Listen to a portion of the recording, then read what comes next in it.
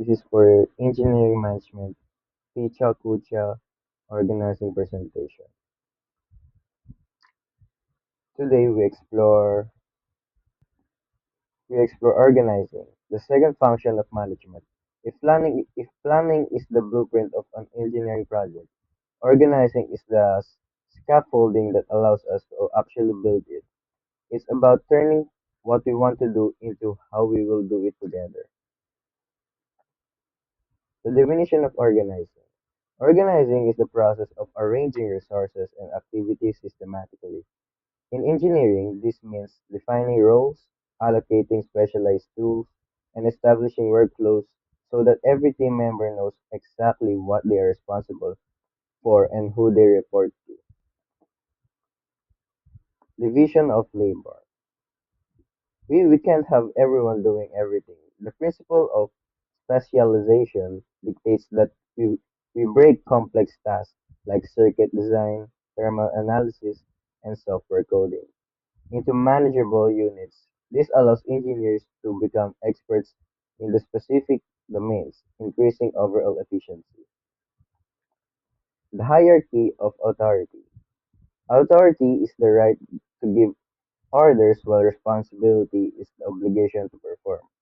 Organizing creates a scalar chain, a clear line of authority from the top manager to the frontline engineer. This ensures decisions are made quickly and accountably and is maintained. Span of control. How many people can one manager effectively lead? This is the span of control. In complex engineer projects, a narrow span is often better, allowing managers to provide the technical mentorship and oversight required for high-stakes precision work. For my reflection, why poor organizing kills good plans? You might ask, how can poor organizing affect a project even if the plan is well designed? A plan is just a map without organization. You get structural friction, roles overlap, resources go missing, and scope creep sets in because no one is guarding the boundaries of the task. The cost of disorganization. Today, engineering management, oh, even with the perfect design, poor organization leads to duplication of effort and firefighting. Instead of innovating, engineers spend 40% of their time working for information or waiting for approval. This causes missed deadlines and budget overruns that the best plan in the world can't fix. Organizing for the modern era. Today, engineering management isn't just about physical offices. We are organizing across time zones. This brings us to the second reflection. How do we maintain teamwork and communication in the remote setup? The answer lies in the hyper-transparency.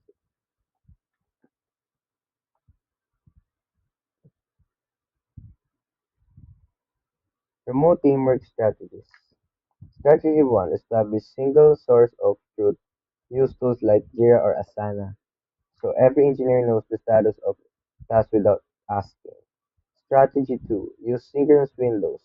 Specific hours where everyone is online for quick collaboration regardless of their location. Cultivating remote culture. We must also organize teams lack water cool talk, so manage must intentionally schedule virtual icebreakers or one-on-one check-ins. Trust is the invisible glue in the remote organization. Without it, the structure collapses. The goal, the ultimate goal of the organizing is synergy, where the collective output of the team is greater than the sum of individual efforts. When authority, responsibility, and communication are aligned, the engineering team becomes a high-performance machine. For the conclusion, the organizing is not just management task, it is the architecture of success. By defining who we are and how we work, we turn ambitious plans into reality.